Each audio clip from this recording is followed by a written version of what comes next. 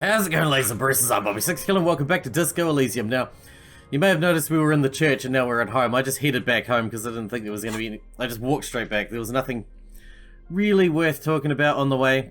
No, there's nothing at all on the way. I just walked back because we're pretty much just going to sleep now. Although I did see you can interact with this jacket. Maybe we can clean it like this. As you hold it in your hands, it makes an uncomfortable crunching sound. Man, how did this jacket get so disgusting? It's a sordid and filthy tale, not for the weak. Are you sure you can stomach it? Think about it. It occurs to you that you're not even holding the jacket itself, but rather the thick crust of jetsam and seagull shit that ensconces it. Smells like a dead sea creature, tangled in grey strands of seaweed. It must have spent quite some time in the water before the tide deposited it ashore. Okay, but what's the crust made of? Somehow it was carried or dragged to the boardwalk. If not by human hands, then perhaps the feral dogs that prowl the beaches at night. The faint impression of so many footprints are also present, although it's impossible to tell what kind or how many. Suffice to say, the jacket spent some time on the ground before someone draped it over that railing. What happened once someone put it over the railing? The crust is hard. This jacket spent at least a day baking in the sun. Who knows what happened to it then? Somewhere high above the city, a pair of seagulls trace loops through the air. They're like bombardiers of the aerostatic brigades, gliding above a target-rich environment. All of a sudden, the bomb bay doors open and their white glittering payload rushes to the ground. Splat! An explosion of white on a man's shoe. A curse goes up, but the birds do not hear. Why do I spend all this time thinking about seagull shit? It's too late, you've already thought about it. And now your hands are covered in muck. Maybe if I wipe my hands on my pants? What? No, then it'll be on your pants. This is a disaster. You'll never get the smell out. I ruined my pants. Alright, well, we're gonna hit the hay. Tomorrow we're gonna talk to Kim. Everything will be good. And we're gonna deal with that corpse. Oh crap, we have dreams. Across the room, the heating system hums its soft lullaby. The mattress feels soft and the sheets warm. And it takes you moments for the world to fade away.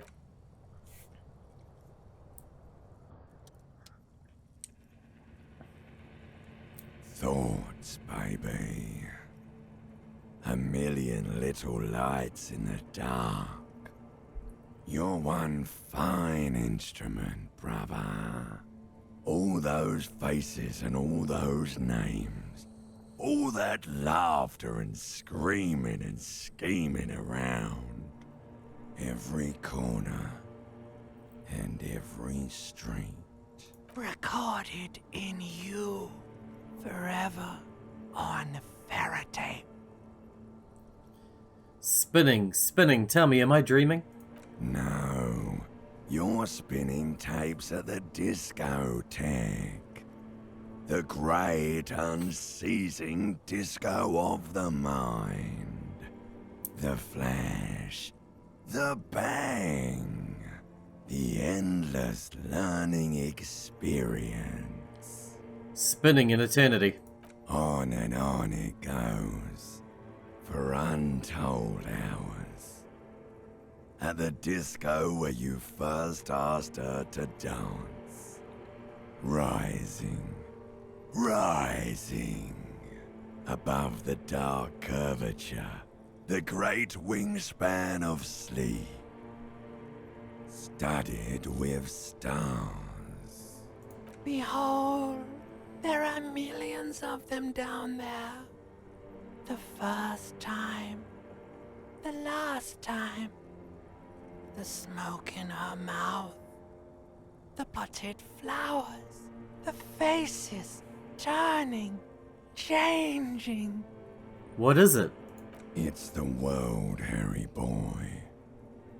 And you're made of it. Every day you're out there, you make more of yourself from it. I'm afraid you can't be unmade now. You can never forget this shit. The rain, the snow, I don't want to. It's beautiful. Beautiful. It's stuck on loop. Whirling. Spitting out words and images. You're the son of the world again. Harrister. A ceaseless agent.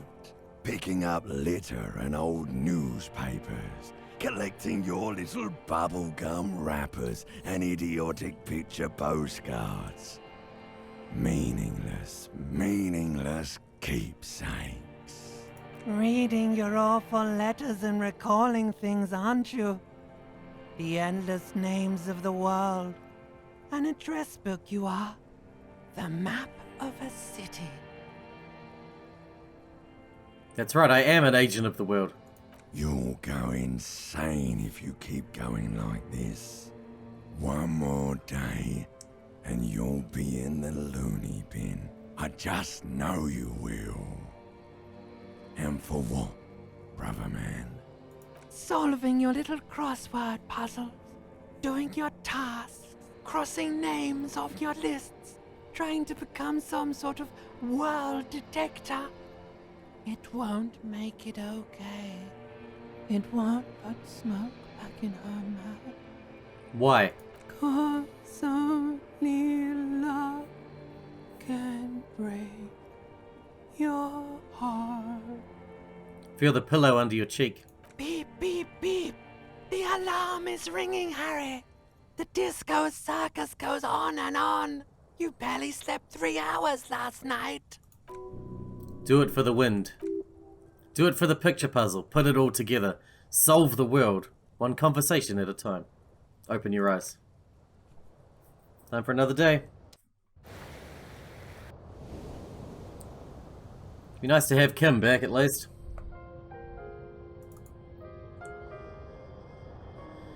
And it was free. So we got $54 to do whatever we want with. Can we shave today? No. Everything's locked until we boost it. How does Kim know where we are? Hey, Kim. Yes?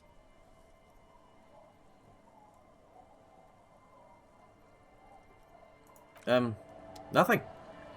Alright, well, we got a lot to do now that Kim's here. Firstly, we need to interact with this, which we couldn't do while he was here. Until he was here. Serial number. That's just a serial number. Revachol, Jamrock, Precinct 41, with some numbers thrown in there for good measure. Okay. The other thing I wanted to check while Kim was here was the dead guy, which, I guess I just have to go back to him? I guess so.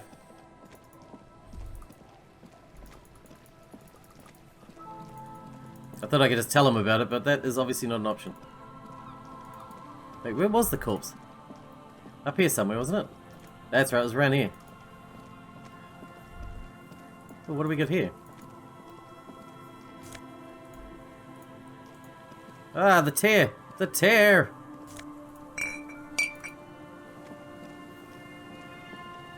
Who's been filling up all this tear while I was sleeping? Come on, I cleared this place out.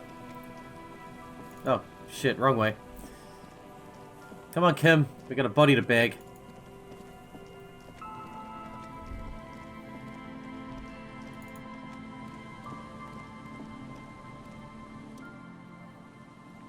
We done this. Hold on. The lieutenant leaves over the corpse and examines his face.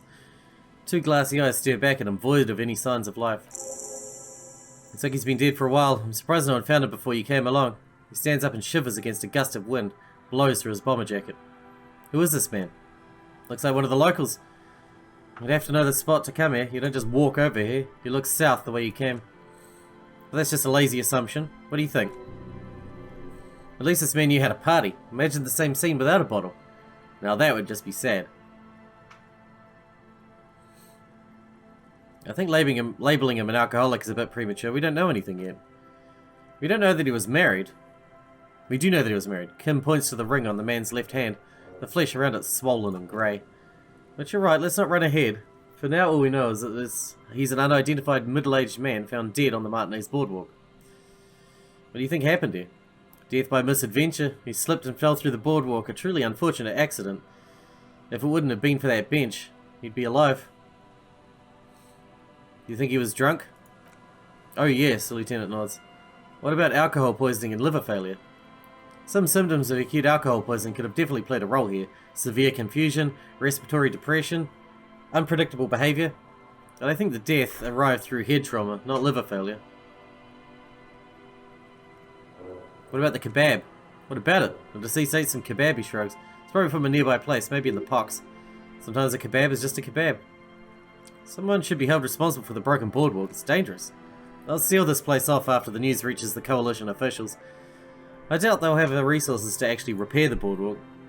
Not that sealing it off will keep anyone away. All it does is keep the council's city's hands clean. He smiles, sourly. Could it be related to the lynching? No, I don't see anything that points in that direction. For now, let's treat this case as a simple, albeit sad, accident, unrelated to the murder case. Yeah, but what if there's a killer on the loose? 2 suspicious deaths in such a short time.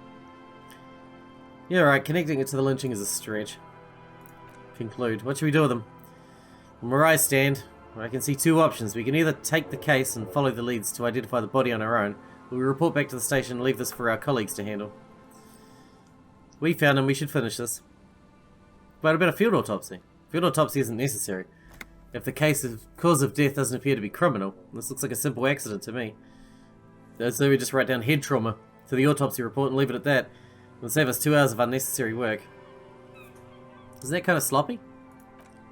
Maybe, we don't really have that much time or resources to spare. The guys at processing will take care of the rest. We found him, we should finish this. Alright, we've already examined the library card. Let's call him Jamrock Library from call the Jamrock Library from Kanema. Maybe we can learn anything about this Billy Magine.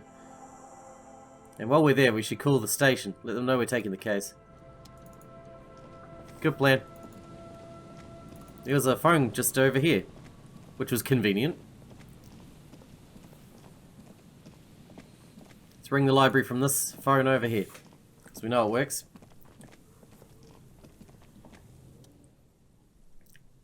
Dial a random number? No. Okay, so we can't ring specific people from there. Alright, I guess we're going back into the major part of town. Oh, we need to talk to the station about the armor as well.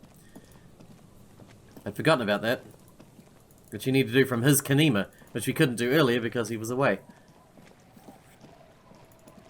So we got a couple of things to do in Martinez proper.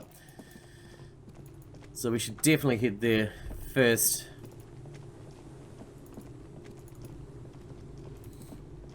Bye everybody, we'll be back, don't worry. I'm a staple of the community now, here. In this place, for sure.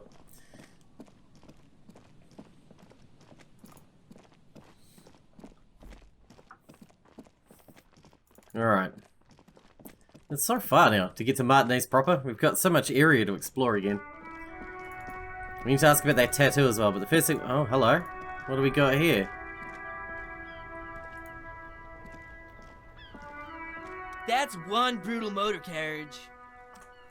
This is the young man with piss something written on his back. It says... Oh, piss something, yeah. If I were a real skull right now, I'd jack it, paint it in palm tree livery, then bottom light it, neon style. His companion wears a simple yet elegant slogan. Fuck the world. Snazzy shit ripped skull mobile like this would make a fine trophy. We could, like, hang fucking shrunken heads from the side mirrors. Cops' heads, scary tribal shit. Yeah, tribal shit. A cop carriage like this would have proper skull value. While I appreciate the interest you take in my brutal motor carriage, I have to stop you right there. The RCM takes threats directed at its property seriously. It's just theoretical work, Copper. No basis in reality. Man, if we were certified skulls right now... Who are you? I can tell you who we're not, cop. We're not snitches or skulls. Which is not to say that the skulls are bitches and... On the contrary. The part of the presentation you want to take home with you, cop man, is we're not part of the skulls. Yet. Who are the skulls? Okay then, let's indulge in some intellectual exchange. These young men seem eager to share their beliefs. Who are the skulls? You don't know? What kind of cop are you? It's not a question. Don't get into it. No, I really don't. The skulls are the most vicious gang of... I don't even know what that word is. Well, I don't know what a lot of the words are, to be honest. Besmertine? Bertnai? His voice rings with excitement. Or the Besmerti, the Immortals, are West Revacholian crime syndicates. Okay, the nastiest bunch of psychos ever, jacking carriages and getting into high-speed chases. Possessing an infinite amount of fuck-all swagger, infamous for their non-verbal modus operandi. Non-verbal? If a skull spots you, he'll pull out his dagger and stab you without saying a word. The lieutenant's voice is as calm as usual, a testament to the violence and death he's witnessed throughout the sight of his firearm. They usually occupy the burnt-out quarter in Jamrock, where you can find them loitering around their brightly painted, bottom-lighted vehicles. I can't wait to become a skull. Bottom lights are wretched aggressive. Do you know anything about the murder that took place here? Murder? Man was killed hanged in the backyard of the Whirling in Rags. Yeah, sure. We'll gladly tell you everything we know about it. He clears his throat. It was a man. Also, he was hanged. Anything else? He was hanged from a tree. Yeah, I mean, duh. These punks don't know anything. Let's just move along. Hey, stop right there. How does one know anything? Ah, this sounds like epistemology. A field so occupied by thought that it begins to question thought itself. However, there is no way these young men could possibly be aware of their work. I know that you don't know shit. Exactly. How can one know shit? For example, how can one be sure that there's truly a body hanging behind the hostel? What if it's art? Or just a mere spectre? It's not. A man's dead and we need answers. So what do you think we know? Nothing. Do you guys know Cindy the Skull? The young man's eyes glaze over as he marks in a voice filled with longing. Oh yeah? Cindy's a right proper skull. Yeah, the other guy lights up too. A true artist of the future, like Arno van Eyck. By the way, if you see Cindy, give her our regards, he adds, returning from whatever void he was visiting. For all their nihilistic posturing, these young men are not lacking in youthful idealism. The lieutenant, on your left, is unusually lenient towards them. I see you kids are into modern dance music. Oh man, yeah, he exclaims, then stops himself, proclaiming the rest of your question. We're not fucking kids, man. Be wary of the abyss, his blonde friend adds ominously, and points to his temple. Why? Well, because of how non-verbal their mode of operation is going to be. The lieutenant answers for the two rebels. It's a threat. A threat. Good, I like those. But I don't, the lieutenant interjects quickly. In fact, I dislike them so much I'm willing to drag you boys back to the station, just to calm myself down. Hey, there's no need for that, he raises his open palms. We're just talking here, joking too, stay light, man. Yeah, didn't you have some questions about skulls or some shit? The rhetoric is confusing. Are you a part of the skulls or not? We're not franchise skulls. Well, not yet. Once we get our name out there, we'll have a chance to join them. And what makes you think that organization would accept you? Because we can be just as psycho and vicious, you'll see. But in a non-threatening and definitely legal way, the other one quickly adds and whispers something to his friend. We'll fuck the system from the inside later. Just be cool now. The damage will be tenfold. Right on, fuck. The blonde agrees and provocatively spits on the pavement. So what's happening now? Why aren't there more skulls in Martinez? The Union does their share of policing in Martinez, at least where the gangs are concerned. The lieutenant replies instead. That's why there isn't much organised crime around here. Except for the Union itself.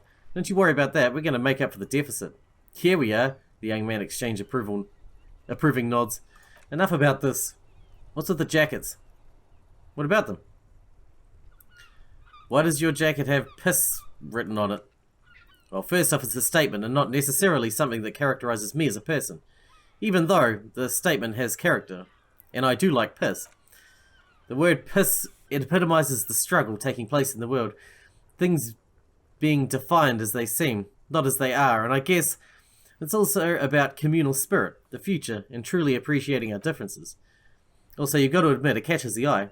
And since the Grand Piper is slowly but steadily moving towards basing the economy on it, it is imperative that the medium itself convey the message. What? What I mean by this is we're all piss, and the world is inherently meaningless. Cool. It seems the young man has a certain expertise in at least one field, even if it's rather narrow. Turn to the dark-haired youth. Why do you have "fuck the world" written on your jacket? Like I said before, many men keep searching for the one. for so-called true love, which is actually just obsession masquerading as kinship. The thrill of the chase, the hollowness that fills your chest cavity after catching it. I'm wondering if the poetics come with the jacket or if they're derived from something else entirely. To catch a fish, you need to hurl the lure many times. And even then, it isn't certain you'll get anything. If you blow up the lake, though, blow it up, you get more fish in a shorter time. And for time is of the essence and fleeting ever so quickly. One must think of a way to fuck the whole world and not get caught in fucking someone. Because when one fucks everything, he fucks nothing. And that, to me, feels glorious. Sticking your dick into the void. I hate to admit it, but in a weird way, he's got a point. Is it a coincidence that we have 2 badass jackets and 2 badass cops? Hey, Kim, lower your voice. Yeah? What do you think about their jackets? Leather jackets adorned with immature writing. The ideology they convey helps the boys justify their poor choices in life and fashion. Lieutenant shrugs. I'm not a fan. Why are you always so patronizing when cool possibilities cross our path? The lieutenant looks confused. What are you implying? Which one would you wear? I'm not sure I understand you, detective. Are you more of a piss or a fuck the world kind of guy? Neither. Come on, Kim, it's just me to exercise. Fine. If only to end this discussion. Theoretically, if I were a juvenile delinquent, I think I would have already gone down that path. I think piss is the stronger of the 2 statements. That works. I feel like I'm a more a fuck the world kind of guy. Seems about right, the lieutenant remarks. Especially considering your heroic exit attempts. That's an origin story for a dynamic duo right there. So are we done here? One of the jacket owners asks impatiently. You don't need us around for your secret whisper party, do you? Let's take the jackets. Aw, shit. These guys aren't scary. You're not scary. I have nothing to work with here. It's either begging or bullying or both. Just ask them maybe. Gentlemen, I need your jackets. Why? Official police business. What kind of business is that exactly? Police business. Lieutenant notices your agitation and opens his mouth to speak, but then decides against it and merely shakes his head. Okay, we get it. You look like total shit. We look flashy as hell. What about it? There's a spark of sympathy in the youth's voice. You didn't say that. It's not shit, it's disco. It's shit. Please. Fine, fuck it. The young man takes his jacket off. Here, take it then. I can't handle this sad shit. Wow, I did not see that coming. You better wear that jacket with pride. Fuck that, you're not getting mine, the other one snaps at you. My dad's a lawyer in the Delta. He'll have your badge.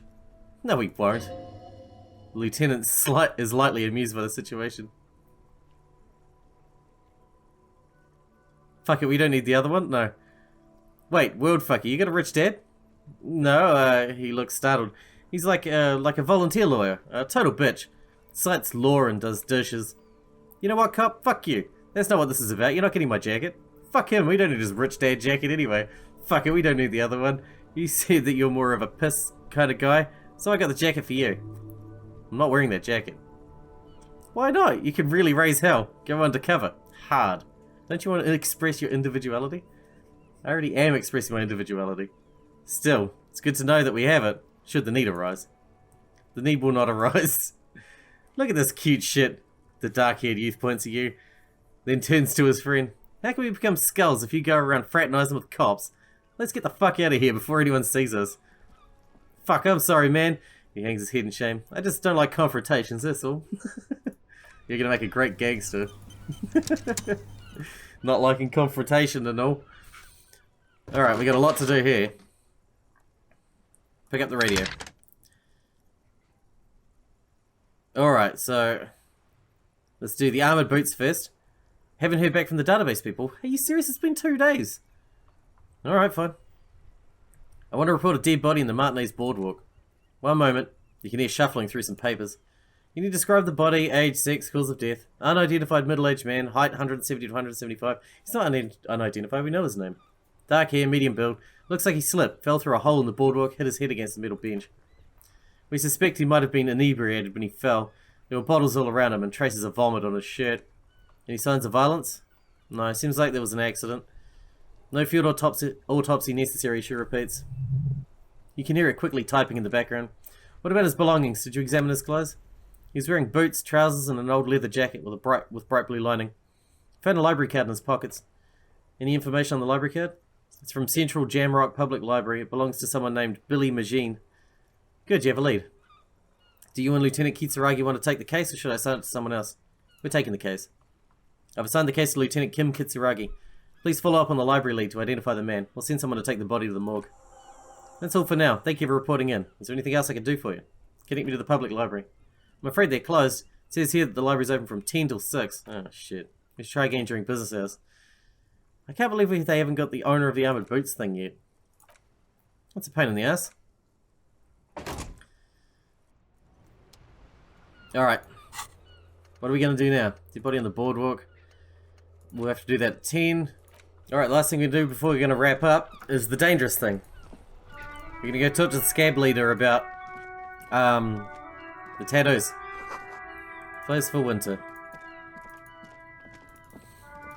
This is going to be dangerous, but he's not wearing his armor right now. And we got backup now. Hey. Right to work! Right to work! Shame on you! I think you may be able to help me decipher some tattoos. Don't think so, he grunts, barely glancing at it. They were on the body of a man who was hanged behind the cafeteria there. Give him the photo. Silence. He takes the photo. Grey eyes dart back and forth on the glossy surface. His face is unmoving. After a while, he cranes his head side to side and sighs, "Fucking loincloths really did him in." Can you tell me what the tattoo means? What it means, he points to one tiny scar in the web of lines away from the man's heart, almost on his stomach. And what must have been a seminine. I can tell you what this one means. Only one. He squints at it. It's so small. You want to hear what happened here? Yes. Our colonel was deep in the bush here. Deep in the fucking bush. In the Banatel, 41, monsoon season. He's on a reconnaissance mission. Banatel is one of the inhabited islands of the Seminese archipelago, near the Pale, covered in jungle. It was anchor point for the Seminese nationalists in the proxy war held on the islanders' territory. He spent a month behind enemy lines scouting kipped villages. Nothing but fucking bugs and snakes for fun. Men are getting restless. There's talk of switching employers, sorry. He licks his lips, as if drunk suddenly. With some strange emotion. This is about to get really graphic. Last moment to back off. Let's do it. Our boy, he's only a captain then. But he knows how these men think. If they don't see action soon, his voice gets strangely quiet. A long, long way from right to work. His gaze pierces the paper. At dawn, he comes upon two kips breeding in the bushes over by the river. Or maybe they weren't breeding. Maybe they were just making eyes at each other. I like to think they were breeding. He shot the boy. He was useless. But the girl, she was nice. A little fat, you know, but not too old. Say nothing.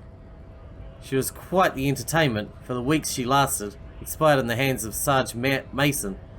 The kind of guy who would make chief there. He nods towards the man in the gates. Shit his pants and cried like a bitch. God, he suddenly bursts out laughing. Mason couldn't let go. Cut the tits off her cold body and fucking ate them. Said primitive spirits were watching over him now. Suddenly the laughter stopped. Drowned in a creek a week later. Spirits my ass. Something stirs in your stomach. You were there? No, I was somewhere else. That's just a guess as to what this one little star on his belly might mean. I'm just a bouncer. You're not really a scab leader, are you? Fucking mask is getting sweaty. I want to take my mask off, but he shrugs. Can I have that back? Go ahead. He turns toward the gate slowly and yells, "All right now? Free commerce, keep the goods flowing." On the photo in your hands, the dead man's skin is studded with stars. Tens, hundreds of them, littering his dead skin. Either mercenary hired by wild pines. Free flow of commerce, the man yells and wipes his face. Sweat is dripping down his brow. Don't talk to him any longer, just leave, please. Fine. The man's breathing steadies, but his eyes are still narrow. Slowly he's trying to get his right to work dance back on.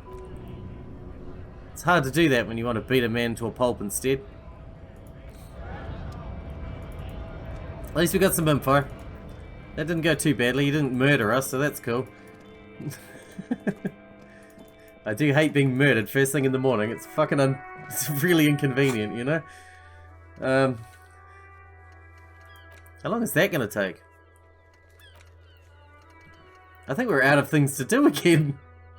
Believe it or not. We got to wash the jacket. I don't really know how to do that, but... I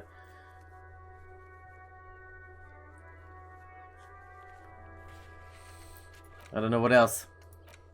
Pick up the dice. I guess we could do that. But we do need to wrap this episode up because we're out of time for today. But I don't know what we're going to do when we get back in. This is where I started off with my motor carriage before sinking it in the sea. No wonder the cafeteria manager seemed frustrated when he was giving us directions to the yard. Well, he gestures towards the gaping hole in the fence. He did provide us with a very convenient access point to the crime scene. Yeah, that's true. Thanks, Kim. You made me feel so much better. Yeah, I don't really know what to do next, but we will figure something out. We'll go grab our dice first. Until then, I hope you guys enjoyed it. Thanks for watching. Thanks for hanging out with me, and I'll see you in the next one.